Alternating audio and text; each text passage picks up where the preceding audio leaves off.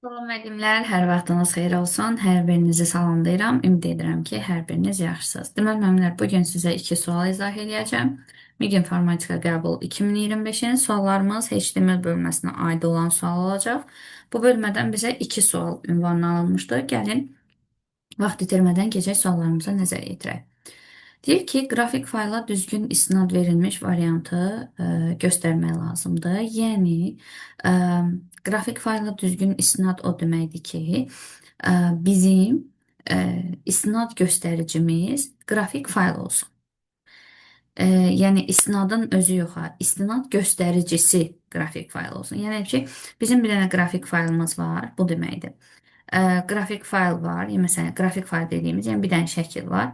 O şəklin üstünə toxunanda, yəni məsələn, hər hansı bir şəkildir. Şəklin üzərinə toxunanda, orada bilirsiniz ki, siz şəhadət barmağı açılmış bir əl işarəsi açılır. Yəni, qrafik fayla düzgün istinad yazılmalıdır.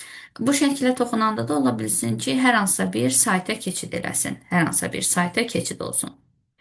İndi bunun üçün ümumiyyətlə istinad biz bilirik ki, e-href atributu ilə başlamalıdır.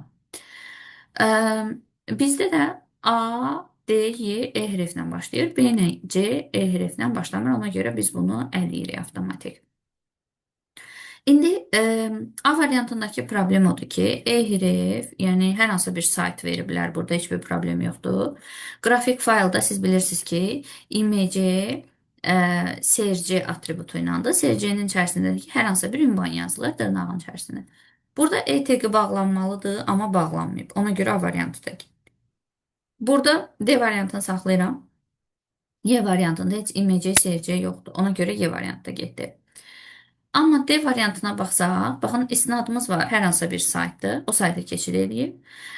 İstinad göstəricimiz, yəni qrafik fayldır, doğrudur və ehtq-də bağlanır. Ona görə qrafik fayla düzgün istinad yazılıb. Baxın D variantında. Yəni istinad göstəricisi kimi qrafik faylımız düzgün yazılmışdır. Yəni şəklə toxunanda hər hansı bir gül şəklidir.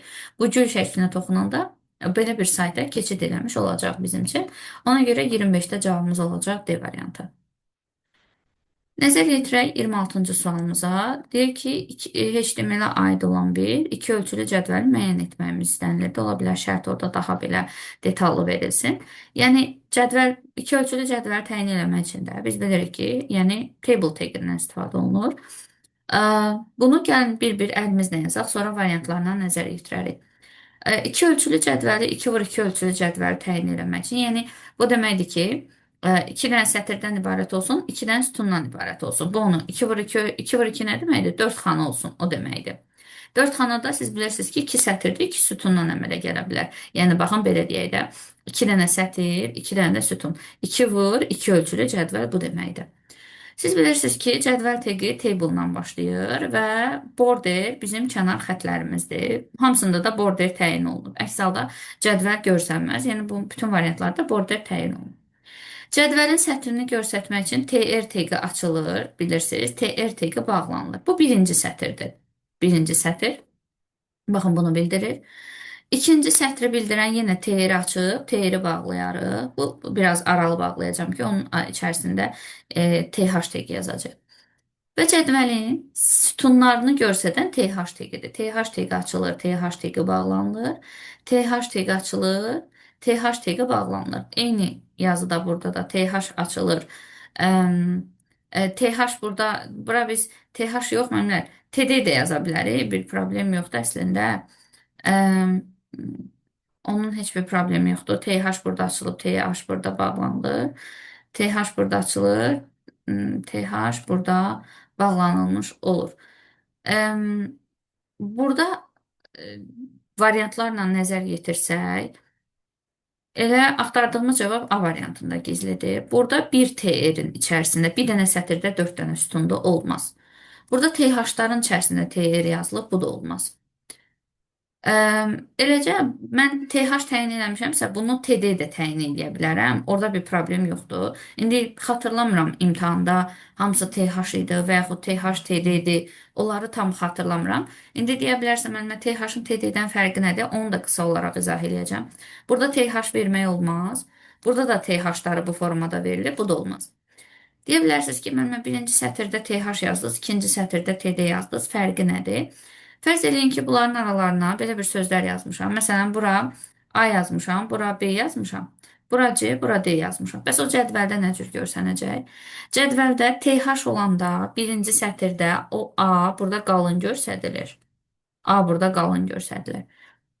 Amma TD-də isə müəllimlər e, qalın olmayan və sol tərəfdən bu formada bizim üçün, yəni bildiyimiz adi kursiv formatında yazılır. Amma TH-TG qalın və mərkəzdə yazır.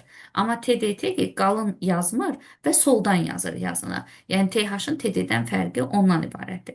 Əgər burada ikinci sətrə də TH vermişəmsə, onda belə çıxır ki, C ilə D də qalın və mərkəzdən yazılacaq. Avtomatik, yəni qalınlıq atributu və s. verməyə ehtiyac yoxdur. TH-ın TD-dən fərqi odur ki, deməli TH nə oldu? Qalın və mərkəzdən bizim üçün yazmış oldu. Bu baxımdan deməli axtardığımız cavab burada olacaq A variantı. Ümid edirəm ki, aydın oldu. Qaranlıq qalmadı. Bu tipli sualları cavablandırmaq üçün ən az HTML-ə aid olan dərsin 2 dəfə baxmaq, yəni ən azından onlayn dərslər yəni çoxdur. Düzdür, YouTube kanalımda yoxdur, sırf HTML-ə aid dərs. Yəni ən azı 1-2-3 dəfə dərsi dinləmək lazımdır. O necə deyirlər, lazımi test banklardan azı 1-2 dəfə testləri işləmək lazımdır ki, bu tipli testləri siz rahatçılıqla işləyə biləsiniz. Normalda çətin bölmə deyil. Yəni həmin bölməni oxuyan bir müəllim üçün, yəni bu sualları yazmaq, yəni saniyə tələb eləyəcək bir suallardır. Yəni heç bir çətinliyi yoxdur bu sualların. Normal, əgər mövzu oxunulubsa. Belə, bu günlük bu qədər müəllimlər, sağ olun, özünüzə yaxşı baxın.